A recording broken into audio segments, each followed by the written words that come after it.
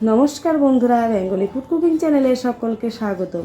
আমি আজকে বানাবো ঘরোয়া পদ্ধতিতে সুস্বাদু লুচি, ফুলকো ফুলকো লুচি। এই ফুলকো ফুলকো লুচি আমি কিভাবে বানাবো সেটাই আমি আপনাদের সাথে শেয়ার করব। চলুন বন্ধুরা, এই যে দেখুন এখানে আমি আটা নিয়ে নিয়েছি। এখানে শুধু আমি কিন্তু আটাই ব্যবহার করছি, কোনো ময়দা নিইনি। এখানে 500 গ্রাম আটা আছে। তো প্রথমে আমি কিছু উপকরণ মিশিয়ে দিচ্ছি। প্রথমে দিয়ে দিচ্ছি এখানে লবণ, সামান্য পরিমাণ লবণ ব্যবহার করছি। দিয়ে দিচ্ছি আমি 1 চামচ চিনি। দেখুন বন্ধুরা, 1 চামচ চিনি আমি ব্যবহার করলাম। কিছুটা আমি কালো জিরে ব্যবহার করছি। কালো জিরেটা দিলে কি হয়, লুচিটা খেতে ভীষণ ভালো লাগে। আর দিয়ে দিচ্ছি এখানে পরিমাণ মতো সর্ষের তেল।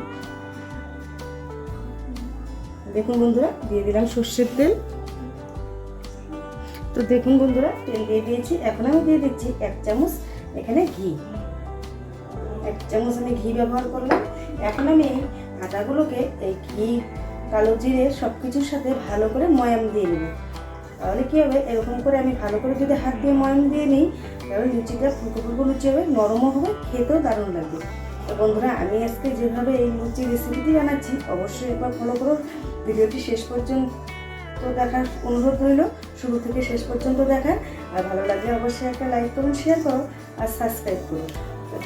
দেখুন বন্ধুরা, লুচি কিন্তু আমি আটাগুলো ভালো করে হাত দিয়ে ময়াম দিয়ে নিয়েছি। এখন আমি দিয়ে দিচ্ছি অল্প অল্প করে জল দিয়ে আমি ভালো করে একদম আটার যে পুরি একটা তৈরি করে সেরকম একটা আমি অল্প অল্প করে জল দিয়ে একটা ডো তৈরি করে নেব। একবারে জল দিয়ে দিলে তাহলে আটা একদম নরম হয়ে যাবে, লুচিও হবে না। আমি অল্প অল্প করে জল দিয়ে মেখে নিচ্ছি।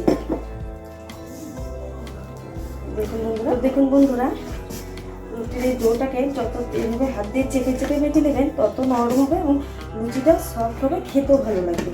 তো আমি এভাবে হাতের সাহায্যে একটু চেপে চেপে মেখে নিচ্ছি।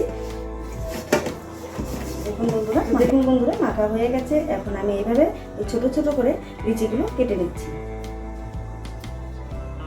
তো দেখুন বন্ধুরা, এইভাবে আমি ছোট ছোট করে লুচির জন্য লিচি কেটে নিচ্ছি।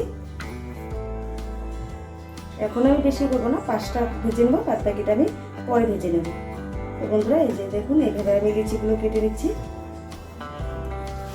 তো দেখুন বন্ধুরা, এখানে আমি রুটি বেলার জন্য চাটু নিয়ে নিয়েছি। এখন আমি যে লুচিগুলো কেটে রেখেছি, এই যে এগুলোকে আমি একটু তেল দিয়ে বেলে নেব।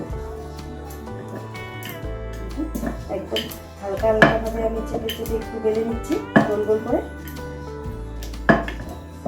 খেতে কিন্তু দারুণ লাগে বন্ধুরা। এইভাবে অবশ্যই লুচি বাড়িতে বানিয়ে খাবেন, এদের খুব ভালো লাগবে। ভালো লাগলে অবশ্যই একটা লাইক, কমেন্ট, শেয়ার করবেন আর সাবস্ক্রাইব করবেন। তো বন্ধুরা, এইভাবেই আমি সবগুলোকে বেলে নিব।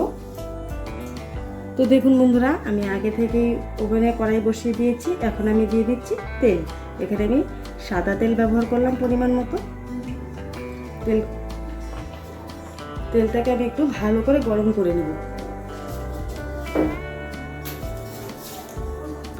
তো দেখুন বন্ধুরা, তেল গরম হয়ে গেছে। এখন আমি একটা একটা করে এভাবে লিচিগুলোকে তেলে ছেড়ে দিয়ে ভেজে নেব।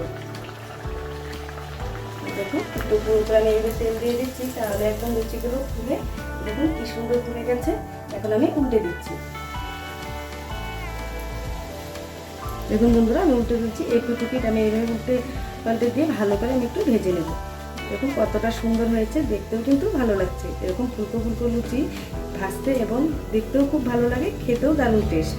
অবশ্যই বন্ধুরা, এইভাবে বাড়িতে এই ফুলকো ফুলকো লুচি রেসিপিটি বানিয়ে খাবেন, দেখবেন খুব ভালো লাগবে। আর ভালো লাগলে অবশ্যই একটা লাইক করবেন, শেয়ার করবেন আর সাবস্ক্রাইব করবেন।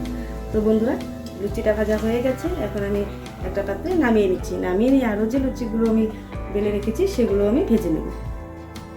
Thank you for watching this video.